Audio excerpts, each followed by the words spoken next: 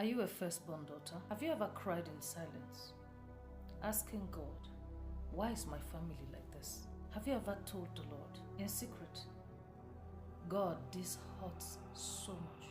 God, when will all this be over? This video is for firstborn children, especially firstborn daughters, carrying secret burdens in private, smiling in public, but crying silently.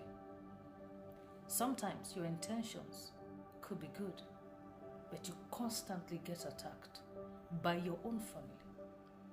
The people who were meant to protect you are the same people breaking you. The home is supposed to be a safe haven for you as a member of that family, but it has become like a lion's den. It's like walking on eggshells. You get constantly disrespected because your battles that are going on constantly against firstborn children, and many people do not understand it. Exodus chapter 13 verse 2, the New King James Version. God said unto Moses, consecrate all the firstborns unto me. When he says all the firstborns, he was referring to both males and females. And do you know, in another place, God said in the Old Testament, whatsoever opens the womb is mine.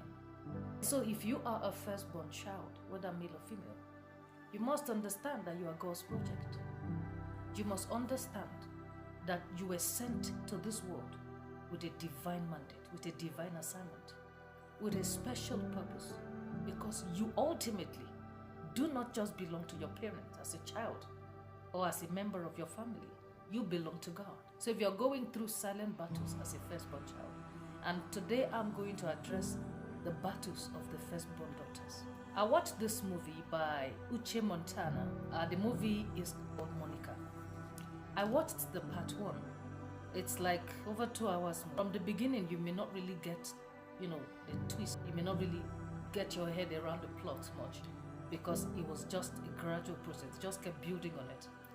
And I discovered that most firstborn children, especially firstborn daughters, go through so much. They fight battles, both visible and invincible.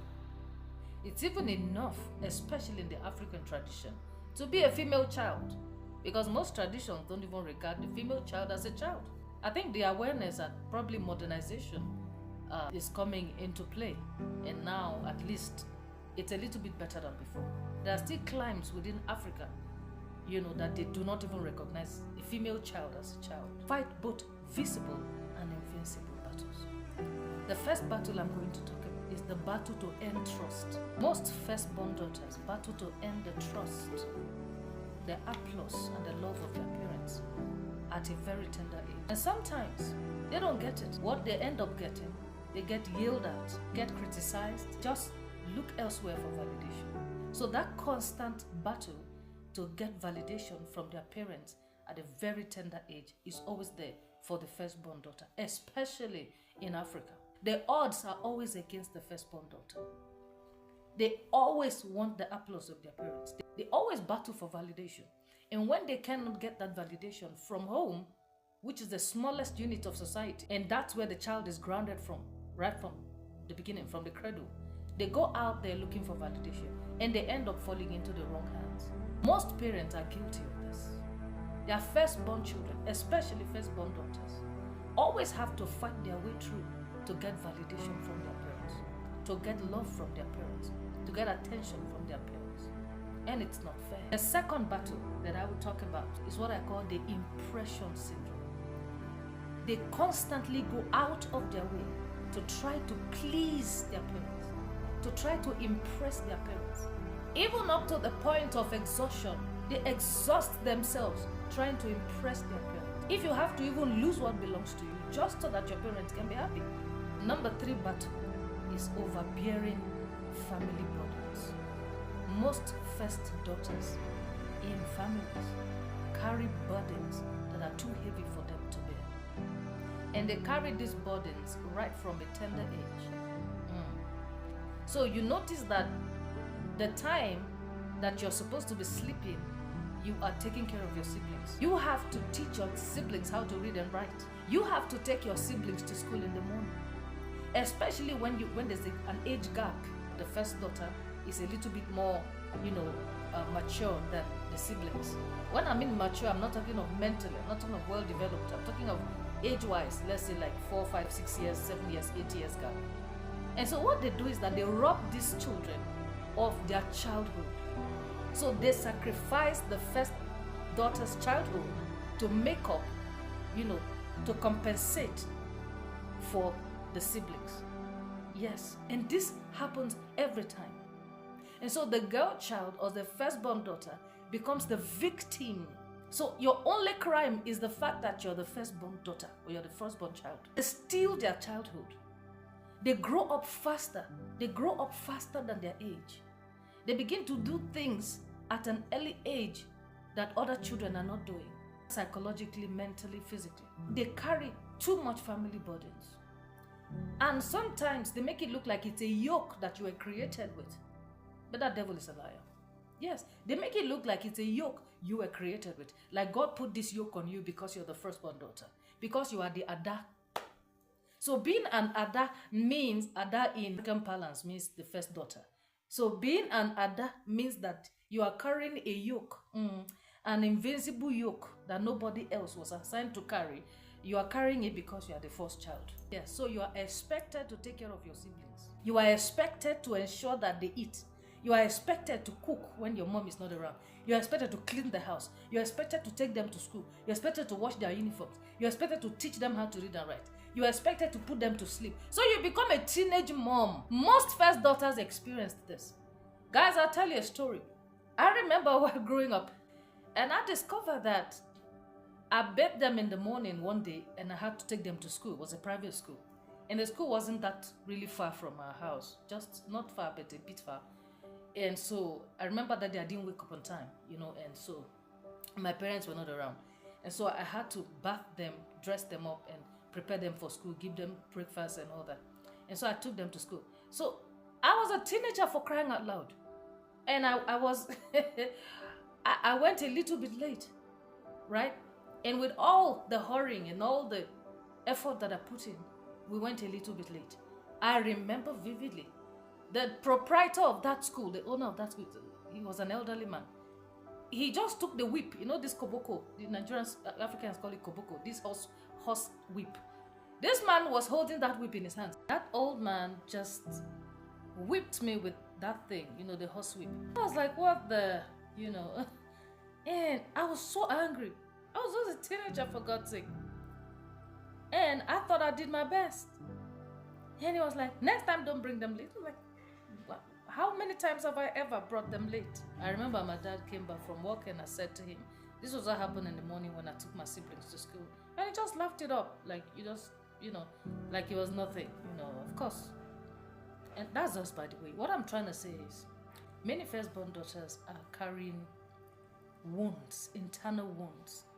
They show up every day smiling, but they are carrying wounds of all kind of betrayals, hurts, disrespect, different, you can name it. It has different faces. Some firstborn daughters are doing different things by the side.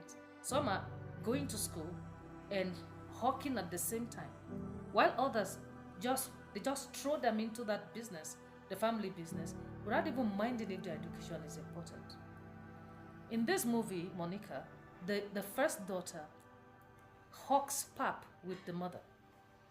So she wakes up early in the morning with her mother, and then they go hawk pap. Then she gets back from hawking, then bath her siblings and prepare them for school. So she had to sacrifice her education so that her siblings could get an education. But what happened? The second daughter graduated, and the third, who happened to be the last born, which is the only son among them, graduated as well. But he got a young girl of his age impregnated, and he didn't have money to pay the bride price. Guess what? It was still the first daughter whom he ran to. And everybody was like, oh, you have to pay the money. Oh, we don't have the money to pay for him. Oh, you just have to take this shame away from your family. And she paid the money. Guess what? On account of that same girl that the first daughter had to gather her own money for them to pay her bride price. This last born slapped the first daughter on account of that his girlfriend, that young girl. And this is what I'm saying. Most first daughters live their lives carrying wounds, even up to their grave. They carry stuffs that they are not able to say. Many things they're not able to say. Because you see a parent, a family, parents pitch their children against themselves. So the first daughter happened to be the sacrificial lamb of the family. The second daughter is the beloved of the mother. Yes, the first daughter is the beloved of the father. The second daughter is the beloved of the mother. And the father happened to be a failure. He doesn't talk, no matter what they do. He was just floating by. He wasn't even living. And that's how many fathers are. They allow their women control them. They allow their wives control them. How could you hate your first daughter that much? Are you a witch? And many mothers are doing the same thing. So your first daughter becomes a sacrificial lamb for the rest of the siblings. So she's the one who should sacrifice her education. She's the one whose childhood ought to be snatched right before her eyes so that her siblings could be comfortable. And guess what? She kept on doing it. If you watch this movie, you'll get to a point where you get angry. You just get angry. Like, you feel like just boxing this girl, this Monica girl. Like, what is wrong with you? Like, are you nuts? What the hell is wrong with you? This story was inspired by a true life event. That means it happened. Probably they added some meat. The truth is, these things happen, especially in this part of the world, in Africa. These things happen. Most first daughters are smiling, but behind the curtains, they are crying, they are weeping, because they just realized that they used the better part of their years and their lives helping other people in their family to rise. And at the end of the day, what do you get? The young boy who happened to be the last born looked at the elder sister and said, you don't have responsibility because you're not married. Also, your money belongs to all of us. You use your money to set up our mess. We got responsibility. You don't have responsibility because you are single even at your age. I remember the second daughter saying to her, telling her, what have you done for us? The mother saying, what have you done for us? And I'm like, someone put her life on hold. God have mercy. The money she was given to buy a sewing machine because she was a tailor. She took that money because they blackmailed her emotionally. Oh, you can see our family is poor and you want to go and buy a sewing machine. Oh, you don't care about our family. You are a very wicked girl. Oh, you are this and that. Oh, you forget you are... And she took that 500,000 naira and gave to the mother. And one day the mother looked at her and said, what have you done? Did I force you to carry burdens? Did I force you to become the head of the family? You chose it all. It's your business, so don't put it on me. It's not my business. Send you a message. I was like, what? At a point, I cried in that movie. I cried. Y'all go watch this movie, Monica. Go watch this movie. It happens to be inspiring enough because of the topic that I was taking, and the series, the God Why series. And this is God, why is my family like this? And I feel that this movie actually fit perfectly into what I wanted to discuss. And I think y'all should go watch this movie. I'll see you again in the next video. I'm Lady Queen Paul, and this is Lady Queen Paul TV. Are you going through a silent battle? I'm a voice for those going through silent battles. I want you to know, if you feel like God has abandoned you, if you feel like God doesn't even care you exist anymore, if you feel like you're about to throw in the towel, I want you to give me your hand. Walk with me, whatever it is. Know that God is on your side. He's working behind the scenes. You may not see it now. At the end, you're going to say, thank you, Lord. I went through all that, but here am I today. You are next in line for a testimony. Hear this. There is one miracle, one breakthrough that God will give you. One, just one, that will erase all your years of pain, struggles, sufferings, fear, and anxiety. I want you to know that it's a season you're going through, and no season lasts forever.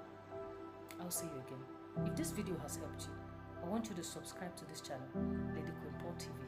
Let's build this family together. Let's fulfill destiny together. Please like and subscribe and turn on your notification bell so that whenever I upload another video, fresh video, you'll be the first to get it. I'll see you again.